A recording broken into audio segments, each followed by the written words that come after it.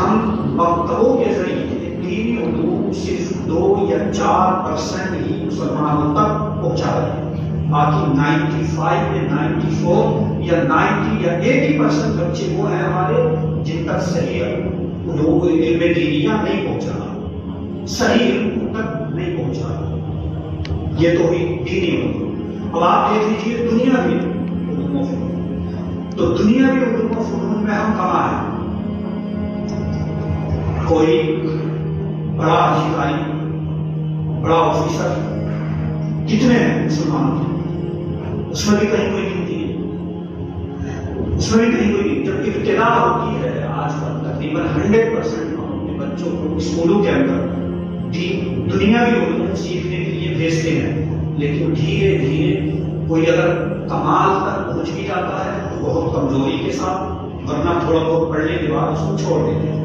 جو highest rank ہے وہاں تک ہم نہیں پہنچ پاتے۔ یہ دونوں علوم کا ہمارا جو ہے وہ ایک جو اسٹیٹس ہے وہ آپ کے سامنے ہے۔ اب آپ دیکھیے پوری دنیا کے اندر جہاں بھی یہ حال پیدا ہوئے، قوم مسلم زوال پذیر ہوتی چلی۔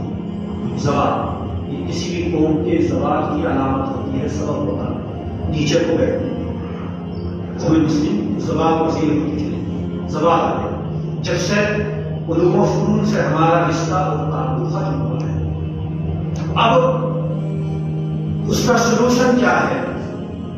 سب سے اہم ہے ہمارے لیے دینی علم، سب سے اہم دینی علم اتنا ضروری ہے، اور ضروری یہ بھی ضروری ہے کہ کریکٹ سیکھ رہے ہیں، کرپٹ سیکھ رہے ہیں۔ آج کل آرٹیفیشل انٹیلیجنس کا زمانہ ہے، آپ دیکھتے ہیں جس بچے نے علم نہیں سیکھا مدارس کے اندر اور صحیح معلومات اس کو نہیں ہے، اب میں نے دیکھا ہے بچے کیا کرتے ہیں، آرٹیفیشل AI پر جاتے ہیں اور اس سے اپنا سوال کرتے ہیں، وہ جواب دے دیتا ہے۔ انہیں یہ علم نہ ان پر احساس ہوتا ہے، نہ علم ہے کہ یہ جو سوال کا جواب ہے کریکٹ ہے یا کرپٹ ہے، نہیں جانتے، کیوں علم نہیں ہے۔ اب بہت سے ایسے لوگ آتے ہیں جو آ کر مجھ سے سوال کرتے ہیں یا کچھ سمجھاتے ہیں کسی چیز کے تعلق سے، تو ان کے چہرے کو دیکھتا ہوں حیرت ہوتی ہے، مطلب وہ چیز جو بالکل کریکٹ ہے وہ بیان کرتے ہیں، مجھے علم ہو جاتا ہے کہ یہ یا تو گوگل سے لیا گیا علم ہے یا پھر AI سے لیا گیا ہے۔ کیوں آپ نہیں جانتے کہ وہ جو علم ہے وہ کریکٹ ہم تک پہنچ رہا ہے یا کرپٹ ہم تک پہنچ رہا ہے؟ اس کا آپ فیصلہ کیسے کریں گے درست ہے یا غلط ہے؟ فیصلہ جب کریں گے جب صحیح دینی علم آپ تک پہنچائے۔ اب آپ اندازہ لگائیے کہ تقریباً 90 یا 80% ہمارے بچے وہ ہیں جن تک دینی علوم نہیں پہنچ رہے، دینی علم نہیں سیکھ رہے۔ کیوں؟ مکاتب میں اتنے جاتے ہیں، ان کے پاس وقت نہیں ہے، کالجز میں جاتے ہیں، صبح سے لے کر شام تک آتے ہیں، پھر ٹیوشن ہے، پھر اس کا ہوم ورک کرنا ہے، ان کے پاس وقت نہیں کہ کسی مکتب کے اندر ہے۔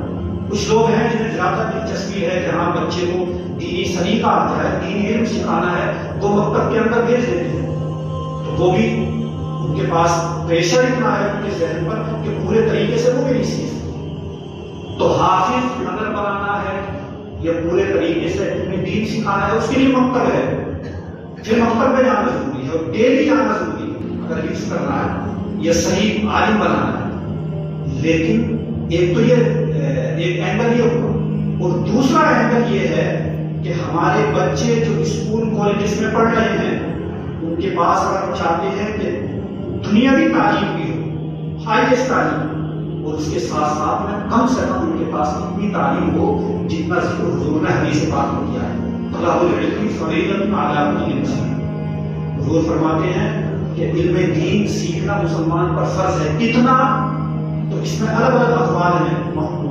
محدثین کے، لیکن نتیجہ اس کا یہ نکلتا ہے کہ اتنا علم دین سیکھنا ضروری ہے ہر مسلمان پر، جس سے اپنی نماز، اپنے مسائل اور اپنی ضروریات دین کو درست کر سکے۔ ضروریات دین، اب اتنا بھی علم ہمارے پاس نہیں ہے، نماز بھی صحیح سے ادا نہیں کر پا رہے، اور نعرے لگاتے ہیں بہت سے آدمی، نعرے لگا رہے ہیں انبیاء کی۔ تو سب سے بڑی سنت جو حضور علیہ السلام سے لے کر انبیاء، اولیاء، علماء تک چلی آئی ہے، اس کو تو ترک کر دیا، چھوڑ۔ اب اس کا سلوشن بھی نکالنا ہے آپ لوگ، کیوں؟ اس وجہ سے کہ جو بچے آنے والی نسل ہے وہ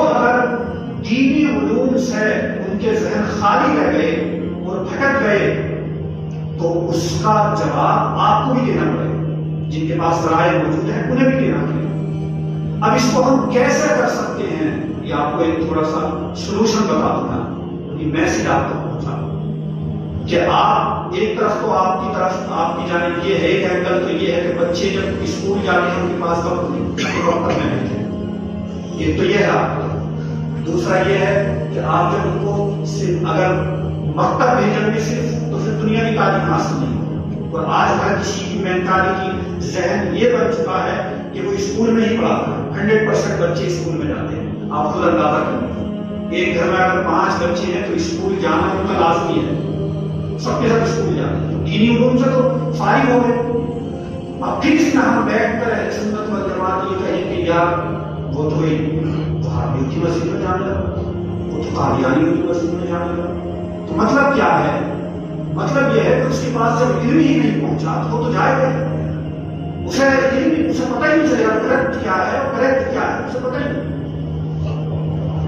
اسے جو علم سکھایا جا رہا ہے اس میں تمیز نہیں کر پا رہا کہ کریکٹ کیا ہے، کریکٹ کیا ہے۔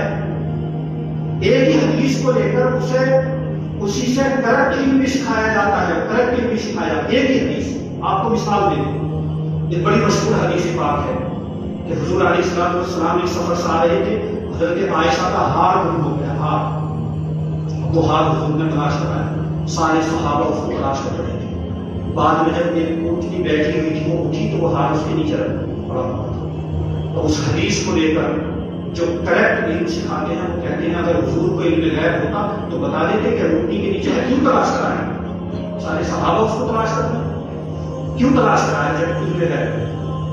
تو یہ کیا ہے کریکٹ علم؟ کریکٹ علم کیا ہے؟ دیکھیے حدیث ایک ہی ہے، کریکٹ یہ ہے کہ اس سے تو اور علم غیب ثابت ہوتا ہے۔ کیسے ثابت ہوتا ہے؟ ثابت ایسے ہوتا ہے کہ حضور انتظار کر رہے تھے آیت تیمم کا۔ اگر حضور علیہ السلام جانتے تھے